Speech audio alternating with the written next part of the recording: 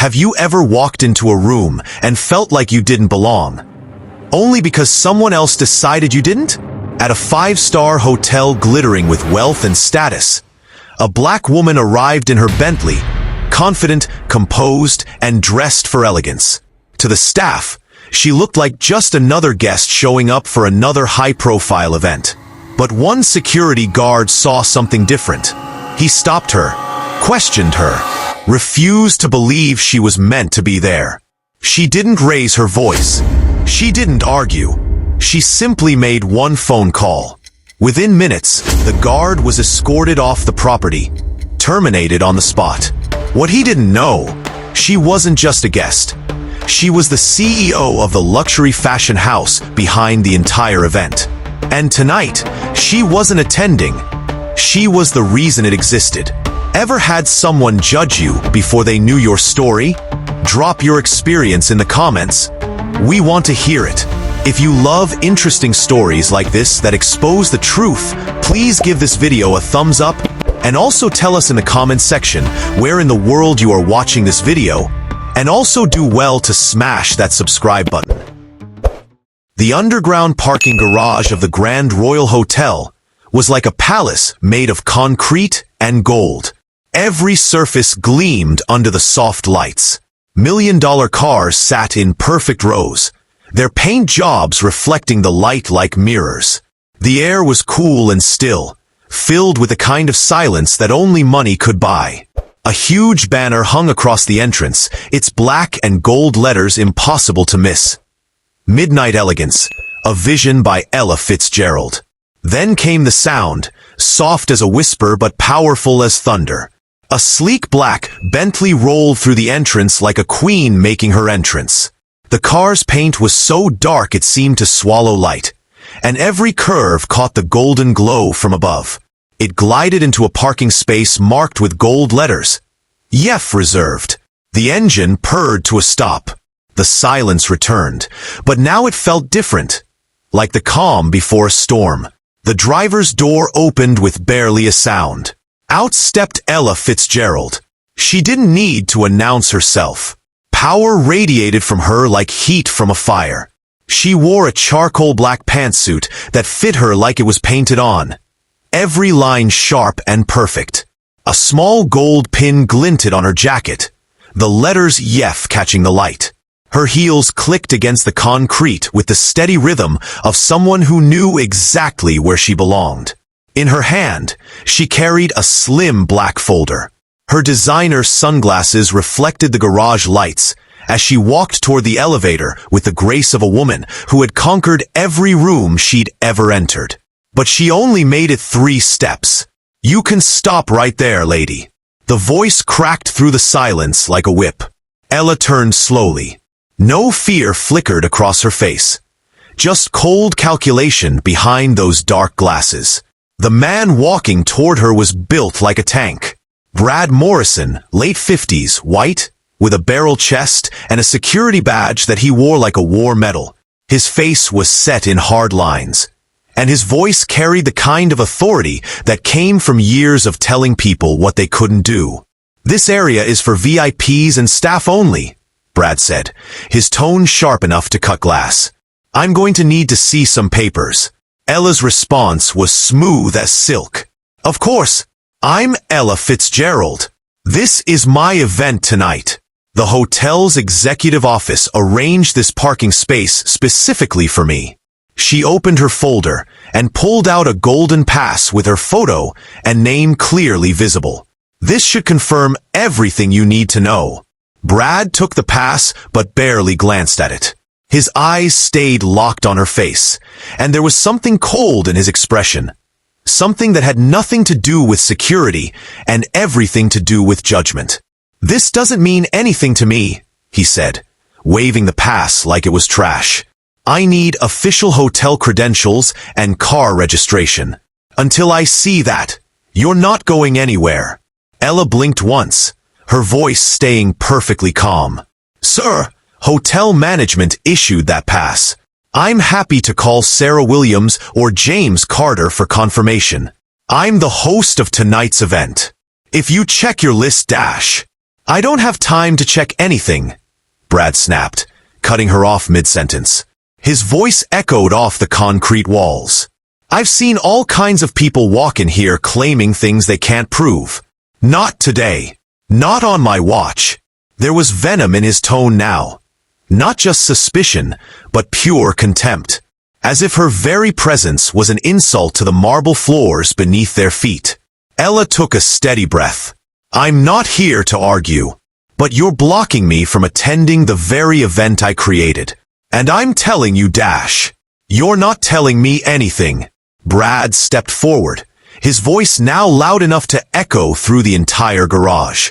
You don't get to bark orders at me just because you stepped out of someone else's fancy car. Ella's eyebrows raised slowly. Excuse me? I've been doing this job for 20 years, Brad continued, his words hitting like punches. You think throwing around some name and attitude gets you special treatment? Think again. Each word was deliberate, sharp, designed to cut. He wasn't just questioning her credentials. He was dissecting her right to exist in this space, treating her presence like a lie that needed to be exposed. Ella lowered her sunglasses, locking eyes with him. When she spoke, her voice was calm, but cold enough to freeze fire. Is there a specific reason you're speaking to me like this? Because the man in the red Ferrari you just waved through. No ID, no badge. He didn't get questioned. Not once. Brad crossed his arms, his jaw tightening like a steel trap. I trust my instincts. No. Ella's voice dropped to barely above a whisper. You trust your bias. Brad stepped even closer, his breath sharp and hostile. Look, lady, I don't care who you say you are. I'm not letting some woman in heels and designer sunglasses waltz past me like she runs the place. Ella didn't blink. I do run the place. At least tonight I do. Then show me a contract. Show me hotel authorization. Or take your little fashion show somewhere else. There it was. Little. The word hung in the air like smoke from a gun. A silence settled over them. But it wasn't peaceful. It pulsed with heat, with 20 years of moments just like this one. With every time someone had looked at her and decided she didn't belong. Ella stared at him, no longer trying to keep the peace. When she spoke, her voice was like tempered steel. I've tried to be respectful. I've tried to be patient. You've refused to look at my ID. You've ignored the name on the parking space, the name on the banner, the name on your hotel's biggest money-making event this quarter. She reached into her coat with deliberate slowness. So now I'm done trying. Brad scoffed. What? You gonna call your manager? Ella gave him a small smile as she dialed her phone. No, I'm calling yours. The phone barely rang twice before a crisp female voice answered. Sarah Williams speaking. Sarah Williams, general manager of the Grand Royal Hotel. Her tone was already tight with urgency. Ella's voice remained composed, but there was fire beneath the surface now. Sarah, I'm downstairs in the VIP garage being blocked by one of your security staff. He refuses to let me through even after I've shown proper identification and explained who I am. I don't have time for this, and frankly, I shouldn't need to explain why I'm standing next to a car I own in a space I paid for an event I created. Silence on the other end. Then Sarah's voice came back, tight and sharp as a blade. Stay exactly where you are. I'll be right there. Ella ended the call and slipped the phone back into her pocket. Her face was stone. Brad, arms still crossed, offered a smug little shrug. The kind of gesture a man uses when he thinks he's still in control. Calling upstairs won't change the rules, he said, trying to sound authoritative. We've got procedures for a reason. You mean procedures for keeping certain people out until they prove they belong? Ella said, not asking, just stating a fact. Even when their name is literally printed on your walls? Brad opened his mouth to respond, but another voice interrupted. Younger, uncertain, uncomfortable. Hey, Brad. A second security officer approached. Marcus Williams, about 30, with close-cropped hair and the kind of posture that said he wasn't sure how deep the water had gotten. His name tag read M. Williams. He had arrived in response to the radio call Brad had made earlier, clearly picking up on the tension that hung heavy in the air like storm clouds. Brad turned to him. "Marcus, this woman is trying to access a restricted zone without proper documentation. I need you to reinforce the perimeter and make sure she doesn't move past this point." Marcus looked at Ella, then at the Bentley, then back at Brad. "She's not trying to force anything, is she?" he asked cautiously. "No, she's just refusing to leave until I acknowledge who she is," Brad replied, making air quotes with a smirk that danced on the edge of mockery. Ella folded her arms. "I didn't come here for recognition. I came here to work. But you've made it very clear that my presence here is a problem for you." Marcus shifted uncomfortably. "Maybe we should just radio upstairs, get confirmation. I mean, if she really is the Dash. I don't need backup questioning my judgment," Brad snapped, cutting him off. "Do your job." But Marcus hesitated, his eyes flicking back to Ella's badge, the Bentley, the engraved gold marker on the pavement. A beat passed. One of those long, quiet seconds where tension turns into something that can't be taken back. That was when the elevator doors dinged open. Out stepped Sarah Williams, elegant in a navy pantsuit, her hair in a neat twist, heels clicking against the polished concrete like punctuation marks. Beside her was David Chun, the hotel's PR director. Younger, thin, eyes wide with alarm. Both moved with the urgency of people racing to put out a fire. Sarah's face was tight with barely controlled fury. David was already holding a tablet, swiping rapidly to pull up credentials, receipts, and digital event plans. Sarah's gaze swept the scene in a single second. Ella standing beside her car, calm but rigid. Marcus hovering awkwardly. Brad squared up like a wall of misplaced righteousness. "Mr. Morrison," Sarah said, her voice low and deadly. "Step aside. Now." Brad straightened. "Ma'am, I was just following Dash." "You were following your assumptions," Sarah snapped, not missing a beat. "Not protocol. Not policy. Not logic. Assumptions about our guest, about our partner, about our client." David stepped forward, holding up the tablet. "Ella Fitzgerald, CEO, lead designer, primary sponsor. This is her space, her car, her night." Ella didn't move. She didn't gloat. She didn't smirk. She just looked Brad in the eye and said flatly, "I tried to cooperate." Sarah turned to Ella. "I am so sorry. This should never have happened." Brad opened his mouth again. "With respect, ma'am, it's my job to assess Dash." "Your job," Sarah said, stepping closer, "was to secure the space, not to profile the people entering it. You embarrassed this hotel. You insulted our partner. You undermined everything we claim to stand for." She held out her hand. "Your badge, your key card, your radio." The words hit Brad like physical blows.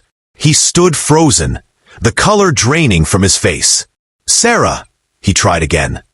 "I was doing my job, Dash." "No, Brad," she cut him off, fury simmering just beneath her polished surface. "Your job was to secure the space, not humiliate our client. Not interrogate the woman hosting the largest luxury fashion event this hotel has ever seen. Not profile her in front of the car she owns, next to the logo she designed, beneath a banner with her name on it." Brad's lips parted, but nothing came out. With robotic movements, he removed his badge, his radio, and handed them to Marcus. The shame didn't come with fanfare. It wrapped around him like a second uniform as he walked away without a word, disappearing into a hallway and out of sight. Sarah turned back to Ella. "I'm deeply sorry. This isn't who we are." "Yes," Ella said, her voice even, measured, unflinching. "It is who you are.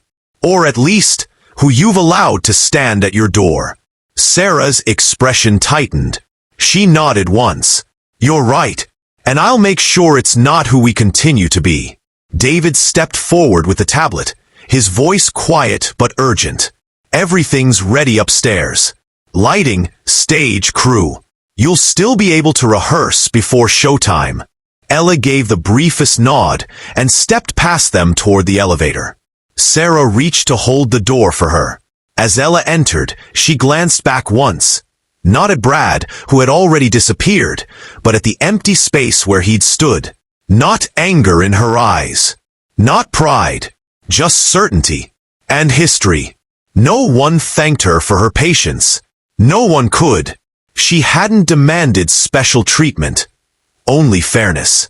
And in that moment, everyone around her finally understood. She didn't need permission. She was the reason the doors opened in the first place. The elevator doors closed with a soft hiss behind Ella, sealing off the garage, the tension, and the small but searing humiliation that had just played out beneath gold-plated light fixtures and corporate slogans about excellence. Sarah stood beside her in the lift, saying nothing now, her shoulders taut, eyes forward. David hovered near the control panel, tapping a few last things into his tablet, his throat moving as if swallowing apologies that wouldn't matter. Ella didn't speak. She didn't need to. Her silence did the work for her, loud, heavy, irrefutable. When the doors opened on the ballroom level, the shift in atmosphere was immediate. Where the garage had smelled of cold concrete and hostility, here the air was like velvet. Floral arrangements lined the hallways. Event staff moved with choreographed precision, and the muffled thump of a bass test echoed through the massive chamber, where Ella's collection would debut in under 2 hours. Midnight elegance. 6 months of design, casting, tailoring, logistics, lighting, choreography, sound engineering, press management. It was more than a fashion show. It was the launch of an empire. Ella stepped into the controlled chaos like a conductor returning to her orchestra. Several assistants rushed toward her. Earpieces clipped, checklists in hand. We have the lighting cues ready for look 5. But the floor runner says the model in look 3 isn't comfortable in stilettos dash. Social media wants a quote for Vogue before the first walk dash. The photographers are stuck at the service entrance dash. Ella raised one hand. Firm but calm. They stopped mid-sentence. We stay on schedule. No substitutions. No compromises. I want lighting at 3500 Kelvin for the second walk. No cooler. If anyone doesn't fit the look, it's not the look that changes. She moved through them like current. Not pushing, just commanding. Every voice lowered in her wake. Every step she took reset the energy in the room. Her presence, once questioned below ground level, now defined the rhythm of everything above it. Sarah followed close behind, clearly still shaken. Ella, if there's anything I can do dash. There is, Ella said, turning briefly. Keep the cameras away from the parking garage. If one photo of that moment gets out before the show, it's no longer a narrative I control. Sarah nodded, flustered. Already on it. Ella continued toward the stage, now lit for rehearsal. Massive projection screens hung behind a shimmering black runway. The brand name Ella Fitzgerald appeared in flowing script across the screens. Beautiful, powerful, undeniable. But it didn't erase what had happened below. She stood at the edge of the catwalk, looking out at the empty front row. Those seats would be filled in under an hour. Buyers from Paris, editors from Milan, influencers flown in from Dubai and Los Angeles and New York. They'd sip champagne, snap stories, applaud hashtag. But none of them would see what it had taken just to arrive. Just to be allowed to walk through a garage and stand beside her own work without a raised eyebrow or a veiled question. David approached quietly. Ella, you okay? She turned to him slowly, deliberately. I'm tired, David. Not from the work. From always having to explain that I belong in the room I built. Her voice was low, even, but something cracked in the center of it. Just enough for him to hear, not enough for anyone else to notice. He swallowed hard. Do you want me to make a statement about the incident? Or prep legal? No, she said. Not now. We don't give them the power of our anger before the show. But after, she paused, her gaze sweeping across the empty rows again. After, they'll remember this wasn't just a night about gowns and gold lights. It was about presence and proof. She took a step onto the runway. Alone, no music, no spotlight. Just her heels striking the platform with steady rhythm, echoing through the chamber like a warning. Or a promise. They had made her prove herself again. Now she would make sure no one ever forgot who she was. 2 hours later, the ballroom was transformed. The seats had vanished beneath an ocean of black silk, velvet blazers, diamonds, and cameras. Fashion editors sat next to international buyers. Celebrities with practiced smiles posed next to models too cool to clap. The audience shimmered like a curated constellation, all eyes fixed on the glossy runway that gleamed like obsidian under the overhead lights. The logo Ella Fitzgerald glowed above the stage, minimal yet bold, as though it had always belonged there, as though it had always been there. But Ella knew better. She knew exactly how many times she'd had to fight to be led into rooms like this. Not just as a guest, but as the architect of the entire experience. Backstage, her team moved with military precision. Models stood like statues of intention. Makeup artists dabbed under eyelids with trembling fingers. Stylists whispered affirmations like mantras. You are the look. David stood near the edge, headset on, monitoring the run of show. Sarah lingered nearby, discreet, quiet, visibly uneasy like someone still recovering from the aftermath of a storm. Ella stood in the center of it all, calm, composed, radiant. A living paradox. Under attack hours ago, now the epicenter of a world spinning around her. But the burn of that parking garage still lived beneath her collarbone. And it was not done speaking. She stepped away from the backstage crowd and approached Sarah, her voice soft but deliberate. I need a microphone. Sarah blinked. You want to speak before the show? Yeah. Ella, I understand if you want to address what happened earlier, but maybe we should wait until after Dash. No, Ella said. And it was not a request. I don't need the approval of applause to decide when my voice matters. It matters now. Sarah looked down, then nodded. Within 30 seconds, David handed Ella a sleek wireless mic. No script, no teleprompter, no announcement. Just Ella, stepping alone onto the runway. The house lights dimmed unexpectedly. The audience murmured in confusion, then fell silent as her heels echoed across the catwalk. Sharp, measured, unapologetic. She stopped at the edge, just before the front row, under a single white spotlight. The room froze. My name, she began, her voice low but resonant, is Ella Fitzgerald. And if you didn't already know that, then this probably isn't your scene. A few in the audience chuckled politely. Most just listened, eyes narrowed, phones raised. I want to thank you all for being here tonight, she continued, her gaze sweeping the crowd like a searchlight. But before we begin, there's something I need to say.